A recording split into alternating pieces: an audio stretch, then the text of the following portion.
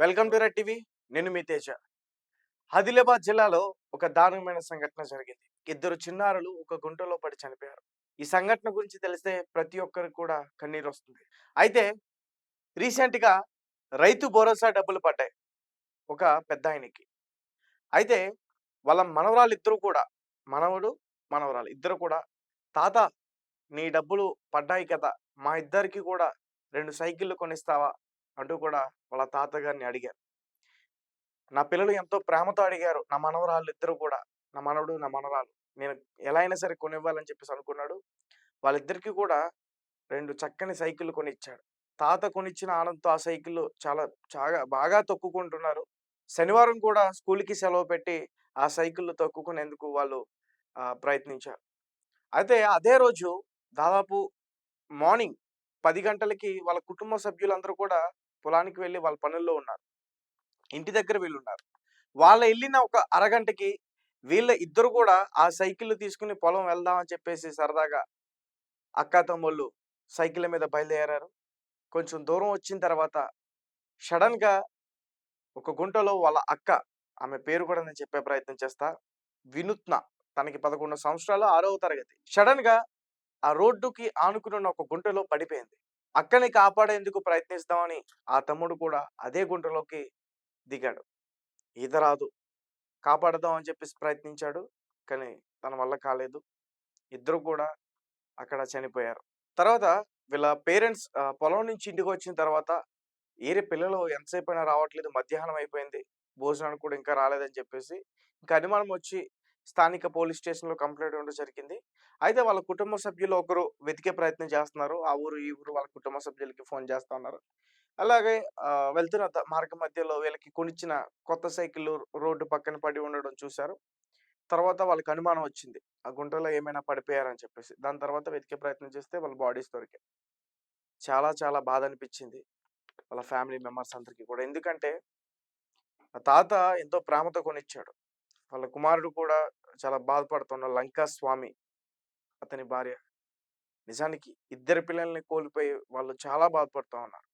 అక్కని కాపాడదాం అని చెప్పి ఆ తమ్ముడు తనకి ఈత రాదు. అరుస్తున్నాడు. కాసేపైతే అక్క ఎలా అయినా చనిపోతుంది. అలా కాకూడదు. నేను కాపాడాలి. ఏదో ఒకటి చేయాలని చెప్పేసి ధైర్యం చేసి ఆ గుంటలోకి అతను కూడా దూకేసాడు. అతనికి తెలుసు అతనికి ఈత రాదని. అయినా సరే దూకి అక్కని కాపాడదాం ప్రయత్నించాడు. అప్పటికి ఆ అక్క స్పృహ కోల్పోయింది. ప్రాణాలు విడిచింది కొన్ని నిమిషాల తర్వాత. తర్వాత ఈ అబ్బాయి కూడా తన ప్రాణాల్ని కోల్పోయాడు. ఈ అక్కా, తమ్ముల మధ్య జరిగిన ఈ సంఘటన ఆ ఊరి ప్రజలందరిని కూడా చాలా బాధించింది, చింతించింది. ఎందుకంటే అక్క కోసం తమ్ముడు తన ప్రాణాల్ని తెగించి మరి ఆ అక్కని కాపాడదామని ప్రయత్నించాడు. ఏదేమైనప్పటికీ వాళ్ళ ఫ్యామిలీ మెంబర్స్ అందరికీ కూడా ఇది చాలా తీవ్రమైన సంఘటన అనే చెప్పుకోవాలి. ఆ దుఃఖం నుంచి వాళ్ళు బయటికి రావాలంటే ఖచ్చితంగా కొన్ని సంవత్సరాలు పడతాయి.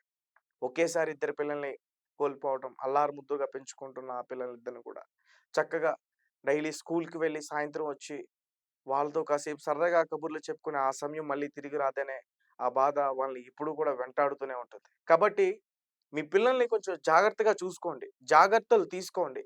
ఈ మధ్యన ఇటువంటి సంఘటనలు ఎక్కువగా అయిపోతున్నాయి.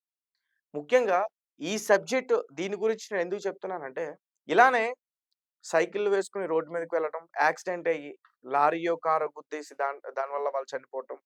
మీరు చేసే నిర్లక్ష్యం వల్ల లారీ కింద వాళ్ళు పడి చనిపోవడం, స్కూల్ పిల్లలు చనిపోవడం, బస్సుల కింద పడిపోయి చనిపోవడం. ఇటువంటి సంఘటనలన్నీ కూడా ఎక్కువగా జరుగుతున్నాయి. రాను రాను ఏంటంటే పిల్లలకి ఒక స్మార్ట్ ఫోన్ ఇస్తున్నారు. లేదంటే ఇలా పట్టించుకోకుండా వదిలేస్తున్నారు. దానివల్ల ఇలాంటి ప్రమాదాలు ఎక్కువగా జరుగుతూ ఉన్నాయి. పిల్లలకి కంపల్సరీగా కావాల్సినయేంటంటే వస్తువులు కాదు. పిల్లలకి కావాల్సినయి ఒక తోడు. ఒక అమ్మ, ఒక నాన్న ఇవన్నీ ఎందుకు? వాళ్ళకి తోడుగా ఉంటారనే కదా! కానీ వారి నుంచి మీ పనుల కోసం వారిని దూరం పెట్టే ప్రయత్నం చేస్తే మాత్రం ఖచ్చితంగా ఇటువంటి సంఘటనలన్నీ కూడా జరుగుతూ ఉంటాయి. కాబట్టి వీలైనంత వరకు మీ పిల్లలతోనే గడపడానికి ప్రయత్నించండి. మాట్లాడడానికి ప్రయత్నించండి. వాళ్ళు ఏం చెప్తున్నారో వినండి. వాళ్ళ ఆలోచనలేంటో తెలుసుకునే ప్రయత్నం చేయండి. నిజానికి ఇక్కడ జరిగిన ఈ ప్రమాదం తల్లిదండ్రుల తప్పిదం ఏం లేదు. కాకపోతే సైకిల్ తొక్కడం రాని అప్పుడే కొనిచ్చారు. ఆ సైకిలు తొక్కడం రాదు సరిగ్గా. దాని గురించి వాళ్ళు కొంచెం జాగ్రత్త తీసుకుంటే బాగుండనైతే నాకనిపించింది. అలాగే పిల్లలిద్దరిని కూడా వదిలేసి అందరూ కూడా వెళ్ళిపోవడం కూడా కరెక్ట్ కాదని అనిపించింది. ఎనీవే మీ కామెంట్ ఏంటో నాకు తెలియపరచండి. ఎలాంటి జాగ్రత్తలు తీసుకుంటే బెటర్ అనిపిస్తుందో. Thank you for watching. Thank you so much.